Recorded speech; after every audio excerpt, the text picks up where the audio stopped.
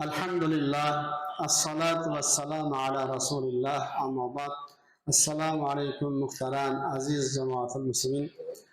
Alloh subhanahu va taologa hamd sanolarimiz, payg'ambarimiz Muhammad Mustafa sallallohu alayhi vasallamga, ahli baytlari, sahobalar, qiyomatgacha bo'lgan mo'min-mo'minlarga Allohning salovati, salomi bo'lsin. Bugungi Sayyidul Ayyom hajjil masokin bo'lgan kun barchalaringizga muborak bo'lsin. Suhbatimiz esa farzandlar o'rtasida adolat qilish vojibdir mavzusida bo'ladi. Allohim hammamizni mana shu qisqa umrda Allohning ne'matlarini shukrini qila oladigan bandalardan bo'lishimizni nasib qilsin. Chunki mana shu farzandlar ham bizlarga ne'mat edi. Demak, o'sha ne'matni shukrini qila olsak, bu dunyoda ham, oxiratda ham baland martabaga ega bo'lamiz. Agar shu ne'matni shukrini qila olmasak-chi, bu dunyoda ham kulfatga qolamiz, oxiratda ham jazoga qolamiz. Alloh bundan saqlasin. Shuning uchun bu narsalar, ya'ni bugungi o'rganadigan farzandlar orasidagi adolat, bu sizdan bizga bu dunyoyu u dunyoga kerak bo'lgan eng zarur amallardan biri. Ayniqsa bu ne'mat Allohniki ekanligi. Siz o'zingizcha qila olmasligingiz, buni kimgadir ertaroq, kimgadir kechroq xohlasa bermasligi ham mumkinligini esdan chiqarmaslik har bir aql egalariga juda ham katta sabr, qanoat bu ne'matni qadriga yetishga sabab bo'ladi. Ammo shu uylanib ertasiga farzand ko'rgan odam buni qadrlamaydi. Ha, shu yer xotin bo'lsa tug'ilavergan deydi qo'yadi. Hozir nechtalarimiz yillar kutilyapti. 5 yil bo'ldi, 6 yil bo'ldi, 8 yil bo'ldi, 10 yil bo'ldi deganlar mana endi farzand Allohning ne'mati ekanligini haqiqatdan ham his qila oladigan imtihondan o'tyapti. Biz esa uylandik, ertasiga farzand ko'rdik, Alloh berdi deb xursand bo'lib turibmiz. Lekin bu ne'mat ekanligini ham esdan chiqarmaydi. Qachonki Alloh bergan ne'mat bu omonat desak, bu bizga omonat. Xohlagan paytda oladi desak, ana shu ne'matni qadrlashimizga sabab bo'ladi. Otamizni qadriga, onamizni qadriga nima uchun yetmaymiz? Nima uchun o'lganlardan keyin afsus qilamiz? Chunki ular yashaydi hali. Otadan falon yoshga kirgan ekan, enam bu buncha yoshga kirgan ekan, hali yashaydi deb beparvo bo'lib qolamiz-da. Demak, bizda ana shu beparvolik kasallik hisoblanadi. Bugun o'zimizga ham beparvo bo'lishga haqqimiz yo'q. Bugun bormiz, ertaga Xudo biladi. Mana shu hayotimizni Allohning ne'mati deb bilgan odam farzandi ham Allohning ne'mati deb biladi. Demak, biz ana shunday ummat bo'lishimizni, farzand Allohning ne'mati, omonati ekanligini to'la his qilishimizni Alloh barchamizga nasib qilsin. Alloh taolo kalomi bilan bizlarga aytadiki, astag'firullah. Vallohu ja'ala lakum min anfusikum azvajan va ja'ala lakum min azvajikum banina va hafadatan va razaqnakum minat tayyibat. Alloh sizlarga o'zlaringizdan juftlarni yaratdi. Juftlaringizdan sizlarga farzandlar, nabiralar ato etdi. Hamda sizlarni pokiza rizqlar bilan rizqlantirdi deb Nahl surasining 72-oyatlarida bashorat qilyapti. Demak, bu narsalarni nima uchun Alloh Qur'onda muhrlab qo'ydi? Qiyomatgacha ummat uni o'qiydi, o'rganadi, hayotga tatbiq qiladi. Bu siz bilan biz aql egalariga, ya'ni la ilaha illalloh Muhammad rasululloh deb har bir narsa bu ne'mat Allohniki deydigan odamga ogohlantirishki, Alloh berayotganligini. Bu farzandni ham, juftlarimizni ham. Mana hozir juftimiz har itoatchilik qilsa, darrov achchig'imiz kelib ketadi. Aslida o'shani Alloh berganligini, u omonat ekanligini, o'sha jichcha sarkashligiga, e'tiborsizligiga, balkim dangasaligiga chidashligimiz kerakligini ham bilishimiz kerak. Chunki Alloh taolo berdi-da u narsani. Biz ming tanlaylik, uni olaman, buni olmayman deganimizdan taqdirida bitilgan narsa yozilganini olamizda. Demak, o'sha injiq xotin, o'sha injiq dangasa xotin Allohning taqdirimikin. Demak, men shunga loyiq ekanman desak, to'g'ri xulosa qilgan bo'lamiz. Taqdir Xudodan, demak, shu menga shuni Alloh rozi berdi, men shunga loyiq ekanman, menga shu loyiq ekan desak, ortidagi qancha so'qchilarni bartaraf qilgan bo'lamiz va farzandlari ham Allohniki ekanligini, nabiylar ham Xudoniki ekanligini yana eslatyapti-da. va ana shu farzand nabiradan keyin nima deyapti Xudo? Sizlarga pokiza rizq beryapti. Ya'ni halol rizq berayotgan Xudo. Demak, sen endi o'sha oldingi yaxshi xotinga ega bo'lishing uchun, yaxshi farzandga ega bo'lishing uchun, nabiraga bo'lishing uchun sen rizqingni poklagin, o'zingni poklagin deb Alloh taolo bizlarga o'rgatyapti. Shuning uchun biz kamroq qaytaryapmiz. Oson pul topaman demanglar. Oson pul topishni yaxshilikka olib kelmaydi. Ozgina mehnat bilan, peshona ter bilan topsangiz, bu shirin bo'ladi, qadrli bo'ladi. O'zingiz ham sal haligi qadrlab ishlatasiz pulingizni. Noto'g'ri joyga sarflab qo'ymaysiz. Natija nima bo'ladi desa, hozir mana Alloh taolo kalomda aytgandek, yaxshi juftga ega bo'lasiz. Yaxshi juftga. Yolg'on takamiga hozir shunday holatlar bo'lyapti. Sovchilikka borgan paytda haligi oshnasini yo bir arenda beradigan joylardan yaxshi mashinani olib minib boryapti. Kimning mashinasi? O'g'limning mashinasi. Kuyov bola shunaqa mashina bor ekan. Tushida ham ko'rmagan mashinani arendaga olib bir kunga borib kelyapti. Aldov bilan nimaga ega bo'ladi odam? To'g'ri, seni aldab ishontirib uylanishing mumkin. Ertaga seni hurmat qilmaydi oila.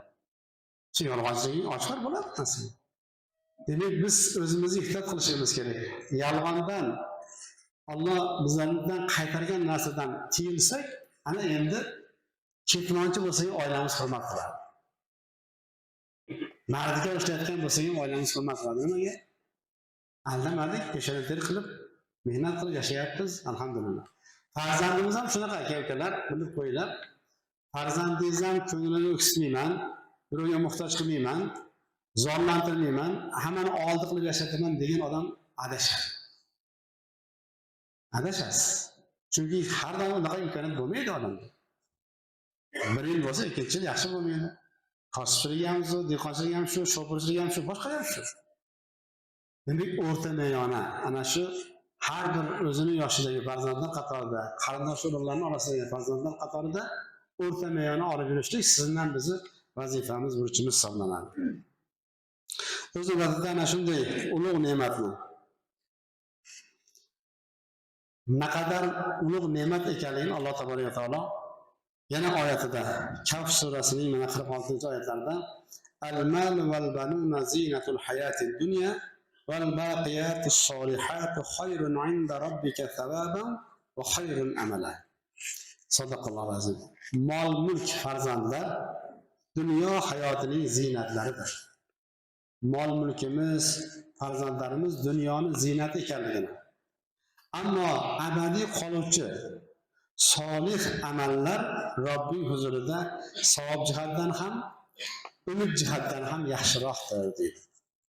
Ya'ni biz yaxshi ko'rgan dunyo, biz yaxshi ko'rgan farzandlar bu dunyoda ziynat.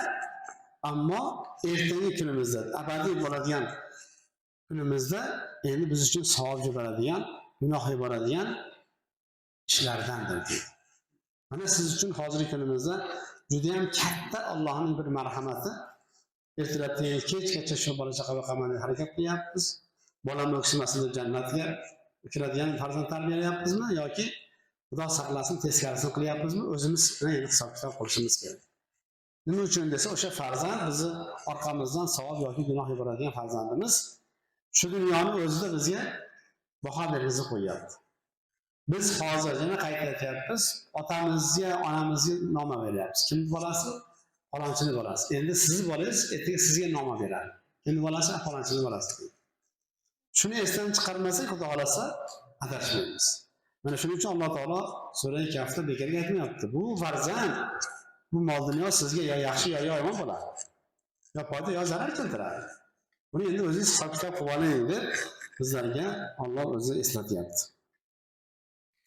Shuning uchun bizlar e'tiqodimiz bo'yicha Alloh farzand bergan deb farzandning o'zini so'ramaymiz, balki solih farzand so'raymiz.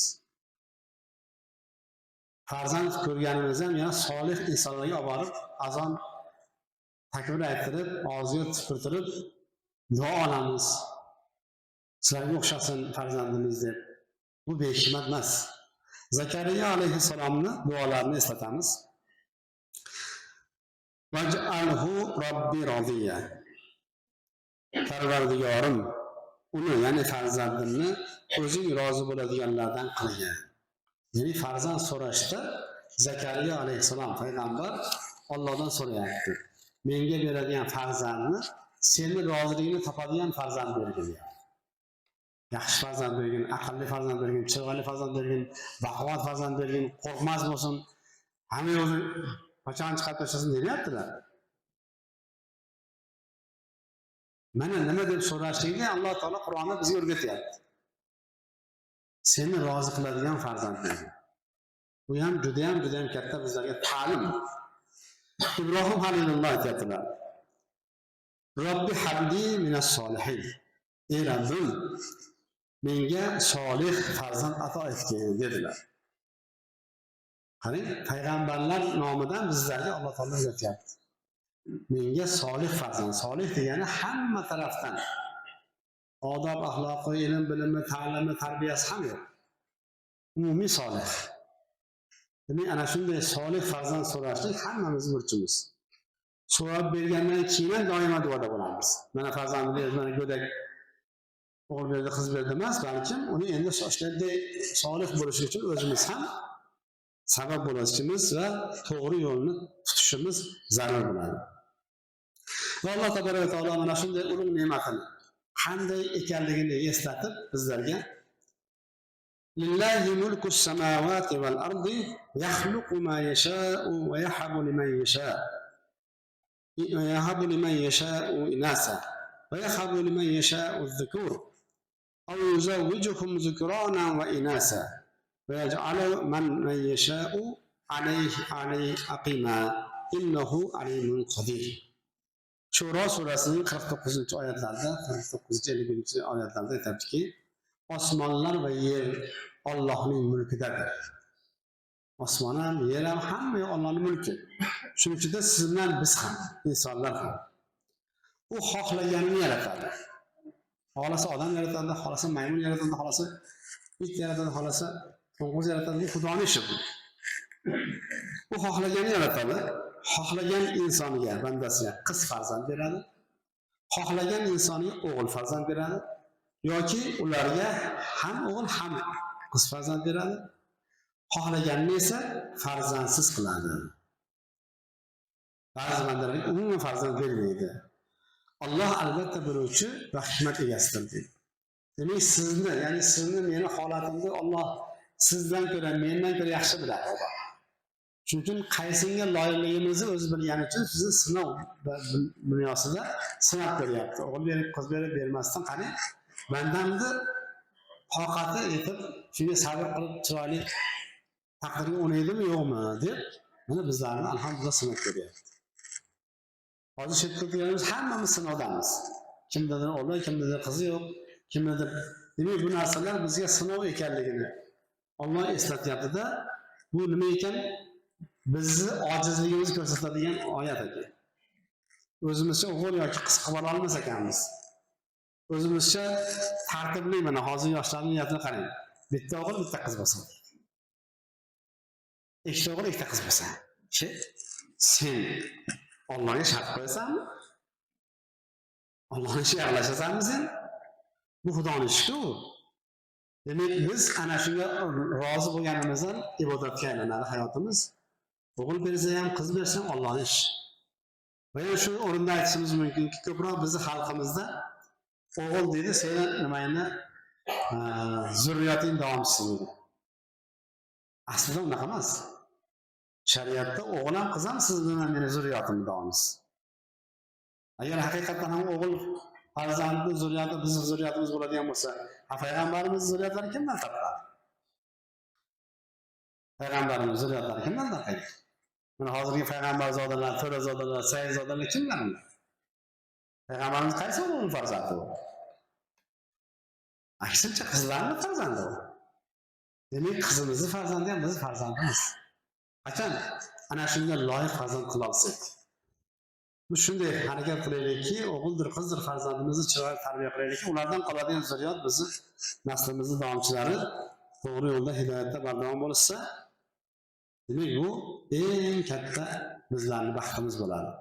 Shuning uchun azizlar, farzand Allohning buyuk ne'mati ekan, ularni haqida adolatli bo'lishimiz, bizlardan keyingi zurriyotimiz, ya'ni farzandlarimiz o'g'ildir, qizdir, nevaradir, chevaradir, ahil bo'lishiga nima sabab bo'ladi desa, adolat sabab bo'ladi. Agar adolat qilmasa, bittasiga ko'proq, bittasiga ozroq qilib qo'ying, bittasiga yaxshiroq sovg'a berib, bittasiga mundayroq sovg'a qiling. Alloh saqlasin. Do'stmatov domlani Alloh rahmat qilsin, u kishini ham farzandlari qiz bo'lgan ekan. Men 5 ta qiz ko'rganimda, domla buni sizga va'da qilgan sovg'am. Agar 5 ta qiz ko'rsangiz, men sizga pichoq sovg'a qilaman deb pichoq sovg'a qilgan. Nima qilaman buni desam, sabrli bo'lasizlar deydi. Nimaga desam, bu endi qiyin sizga deydi. Bular endi hammasi bir-biriga qarab katta bo'ladi deydi. Opamga unaqa qildi, ukamga unaqa qildi deb katta bo'ladi. Endi iloji boricha bularga bir xil narsa olishga harakat qilasiz. Nimaga desa, ko'ngli o'ksmasligi uchun. Ko'ngli o'ksmasligi uchun bu qizlardan ko'ngli nozik bo'ladi deydi va hamma baravar katta qilasiz. Demak, u domla diniy domla bo'lmasa ham, dunyoviy tomondan ilmli bo'lgani uchun adolat qilishlikni bilyapti. O'z diniy domla emas, dunyoviy domla, lekin ilmi bo'lgancha adolat qilishlikni bilyapti. Demak, biz musulmon o'laroq adolat qilishimizni Alloh buyuryapti. Demak, bizga bu narsa nihoyatda ehtiyotkorlikni talab qiladi va ana shu farzandlarimizni hamma tarafidan ertangi kunda biz vafot qilib ketganimizdan keyin ham rozi bo'lib, otam yaxshi inson edi, onam yaxshi inson edi deydigan bo'lishi uchun adolat qilishimiz kerak. Hammalarini barobar ko'rishga harakat qilish kerak. O'z navbatida Rasululloh sollallohu alayhi vasallamdan Nu'man ibn Bashir radhiyallohu anhu keltirgan hadisni eslatamiz. U kishi aytadilar, Nu'man ibn Bashir radhiyallohu anhu, onam menga otamdan bir narsani so'rab berdi. Ya'ni onalarimiz bizlarga otamizdan so'rab berishi bu odat bu narsa. Daryo dada uni bering deyolmaymiz biz. Onamizga aytamiz, onamiz qadrlar maktabda unaqa kerak desak, keyin onamiz aytib berganlar hammamizga. Demak, shuni aytyaptilar. Va dadam dedilar, shu narsani menga berdi. Shunda onam Rasululloh sollallohu alayhi vasallam tirik bo'lib turib o'zimizcha bir ish qilmaylik. Qarang, ayollarning e'tiqodini. Rasululloh bizlar bilan yashayotgan bo'lsalar, shuni borib so'rasak bo'ladigan holatdamiz. Shuni bir so'rab qo'yaylik Rasulullohdan, to'g'ri ish qilyapmizmi yoki noto'g'rimi dedilar. Mana hozirgi kunimizda sizni meni nimaga e'tibor qilishimizni zarurligini biz hozir domladan so'rab o'tirmaymiz. Bunisi uni beraman, bunisi beni beraman deymizda, oxirgi janjal bo'lgandan keyin domla kerak bo'ladi. Domla bormasangiz bo'lmaydi jang desak, keyin bir borib boshimizni qatirib 1 soat, 2 soat davlenamizni oshirib, qonimizni qo'yib turib, yana qaytib kelaveramiz. Shunga aytilgan domla deydi, ha, hozir shunga chiqib kelaveramiz. Shu. Lekin oldin aytish kerakligini mana bugun o'rganayotgan Nu'man ibn Bashir radhiyallohu anhuning farzandi onasini gapini aytyapti. Onam haligi narsani olib berib qo'ydi menga dedi. Keyin o'ylanib qoldilar. Xo'jayin, Rasululloh ichimizda turib, qanday o'zimizcha bunaqa ish qilamiz? Bir so'rab qo'yaveraylik deb dadam meni yetalab Rasululloh huzurlariga boradi. Va Rasulullohga holatni aytib, shunaqa dedi. Boshqa farzandlari ham bormidi? Ha, bor dedi. Rasulullohning go'zal savol-javoblarini qarang. Bundan boshqa farzanding ham bormi dedilar. Shunda dadam, ha, bor ya Rasululloh dedi. Rasululloh esa men zulmga guvohlik bermayman deb yuzlarini burdilar.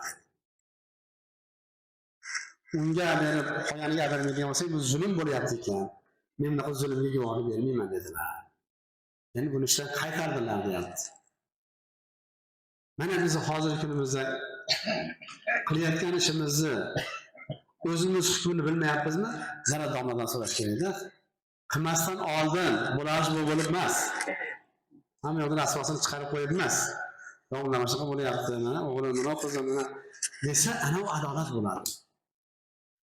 O'zi yaxshi ko'rganiga, yo'lga qarayotganiga hozir farzandlar ham anchagina artist bo'lib qoldi. Nimaga desa, televizionni o'rgatyapti chiroyli artistlikni.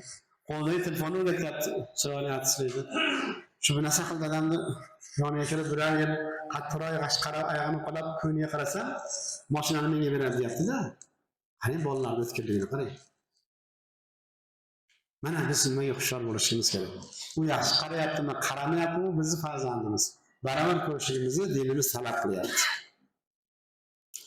Oila esa butun katta bir jamiyatni bo'lagi. Agar oilada aka-uka, opa-singillar adolatli hukmda yashasa, hammadan rozi bo'lib yashaydi, jamiyatga foyda keltiradi. Oilada adolatsizligina katta bo'lgan farzand endi jamiyatga foydasi. Ana bu dinimiz ko'rsatmasini qarang. Ota-ona farzandga adolatli bo'lishi bilan u farzandlarni butun jamiyatga, yurtga foydali insonlar qilib shakllantiradi. Agar oiladagi noilojlik, noinsoflik, adolatsizlik ko'p katta bo'lgan odam endi jamiyatda yaxshilik kutmaydi. Ular ham shunga o'xshaganda deydi. Xudo saqlasin.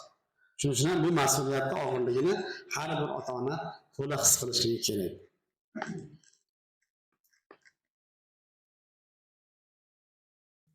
Yana bir hadis Hasan Basri rahmatullohi aytadilar. Rasululloh sollallohu alayhi vasallam bilan suhbatda o'tirdik. Bir kishi, ya'ni ko'pchilik bilan suhbatda o'tirib, bir kishining bolasi kelib dadasining oldiga keldi. Dadasi uni oyog'ini, ya'ni boldiriga o'tirgizdi. Ikkinchisi bolasi keldi, uni pastga o'tirgizdi. Shunda Rasululloh sollallohu alayhi vasallam nega uni boshqa tizzanga o'tirgizmading deb so'radilar. Haligi sahoba darrov unisini ham boshqa tizzasiga o'tirgizdi. Ikkalasini ham baravar ko'rdi degan. Ha, endi adolat qilding dedilar. Qarang, hatto tizimimizdan o'tiradigan joygacha shu darajada. Sahobalarning adolat borasida shu darajada ekanki, Umar ibn Abdul Aziz radhiyallohu anhu aytadilar, biz hatto bolalarimizga shali erkalatib o'tib qo'yamiz-ku, peshonasidan, yuzidan bir erkalatib. Shuni ham e'tiborga olganmiz. Unisini ikki marta o'pib qo'yib, unisini bir marta o'pmaganmiz. Ana adolat qanaqa bo'ladi? Bu bo'lgan sovg'angiz, boshqangiz emas, shuni oddiy bir erkalatib qo'yamiz-ku. Endi bittasini erkalatdingizmi, ikkisiga qolib ketmas ekan. Qolib ketdi, uning qalbida o'ksishlik paydo bo'ladi. Dadam meni ko'tarmadi, dadam meni o'pib qo'ymadi deb uni ko'nglida o'ksishlik paydo bo'ladi. Ana bizning jamiyatimiz, dinimiz nimalarga buyuradi? Alhamdulillah. Shuning uchun nihoyatda o'zimiz namuna bo'larsak, ikki dunyomizni obod bo'lishi sabab bo'ladi.